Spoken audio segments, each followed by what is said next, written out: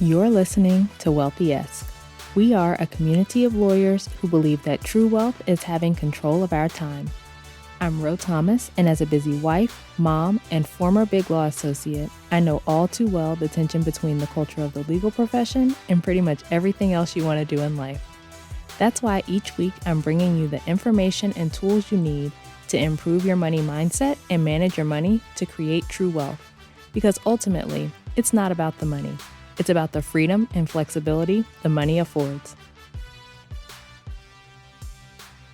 Hey friend, welcome back to the show. I hope you're doing well and having an amazing day so far. So today we are talking about how to create change in your finances. I was speaking with a lawyer recently about her finances and the issues that she's having. And as we were going through talking about what was going on with her finances, she said something to the effect of, I just don't know what else I can do short of cutting my expenses or making more money. Like, I just don't know what to do. And I told her, yeah, that's the answer. That's what you can do, right? Those are the things. That's the way that you do it. And I had the idea to do this episode because I know she's not alone. So many times people want to change, but they don't want to change to get the change, right? People want a change, but they don't want to change to get the change. They want the new result, but they want to keep doing the same things and magically get that new result. And it just doesn't work that way. I was listening to an interview recently where the person being interviewed said something like, people say they want the truth, but they don't actually want the truth because they want the truth to be a magic pill or a wave of a magic wand and everything changes, but it just doesn't work that way. And I think that's so true. And this lawyer's statement about, I don't know what to do short of cutting expenses or making more money, that statement is the perfect example of what this interviewee was saying. She knows what to do. She knows exactly what she needs to do to achieve her goals. You know what you need to do to achieve your goals. The problem isn't knowing what to do, it's executing what you already know to do. It's not wishing that the answer was something different.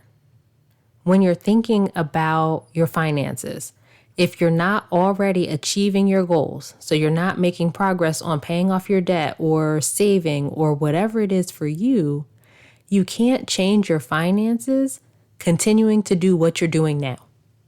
You can't change your finances having the exact same expenses that you have now and making the exact same amount that you make now. It doesn't work that way. Something has to change. So you have to create a gap between your income and expenses so that you have money to use for your goals. And the way that you do that is either you decrease your expenses, you increase your income, or both. That's it. Those are the options. Either you spend less or you make more. And one way or another, you have to create that space between how much you make and how much you spend because that's the money that you're going to use to achieve your goals. But something has to change if you want to see change in your finances. You can't keep doing the same thing expecting different results. I spoke with another lawyer recently who was telling me that she's nervous to start working on her finances because she knows that it will feel uncomfortable to make that change. So sometimes you know what you want to do, like the first lawyer I was talking about, but you're afraid to do it because you don't want to feel uncomfortable. So this lawyer was saying that she knows it'll feel uncomfortable to do something different, and it feels comfortable doing what she's doing now. And a lot of lawyers tell me some version of that you're afraid to work on your finances because you're afraid of what you'll have to do to change, and you're afraid of how that'll feel. But when we dig into it, doing what you're doing now doesn't actually feel comfortable. This person was telling me that she feels stressed in her current situation. So basically, she's telling me that she's comfortable feeling stressed, but no, you're not comfortable feeling stressed. You're used to it. That's your norm, right? But that doesn't mean that you're comfortable. And so if you're like this person or any of the other lawyers that I've talked to who've said something like this, the thing you have to ask yourself is whether you'd rather continue to feel the way you feel right now, if you'd rather continue to feel whatever you're feeling about your finances currently, or if you'd rather feel a little discomfort in the short term as you make changes, but ultimately you're going to feel better. So it's going to be a short-term discomfort for a long-term relief, right? You're going to feel uncomfortable either way. So you may as well feel the discomfort that leads to the results you want. One of my clients and I had this conversation before we started working together too, and she ultimately decided that it was worth it to her to make the changes, and she went on to pay off over $12,000 of debt just in the time that we were working together. She'll go on to pay off everything, right? All the debt that she has, and save and invest in all the things. So that one decision is going to end up being worth hundreds of thousands of dollars or millions of dollars in her lifetime. Do you think she wishes she had stayed comfortable because she was nervous about what making change would feel like? No. When you want to change your finances, something has to change. You can't stay the same, continuing to do the same things, thinking the same things, approaching your finances in the same way and expect to see change. It just does not work that way. So when you're thinking about changing your finances, when you're thinking about paying off debt, saving, investing, building wealth, you have to decide that the change that will be required to achieve those things is worth it to you. Would you rather make that change and move toward the things that you're saying you want for your finances, or would you rather stay the same and stay in the same place? You have to choose one. It can't be both.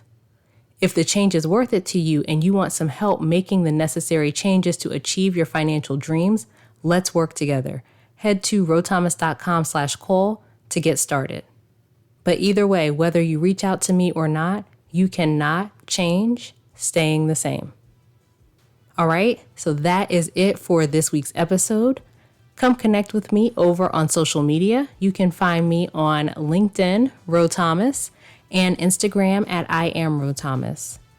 Subscribe to the show and leave a review, both of which helps more people to find it. It helps the show to reach more people.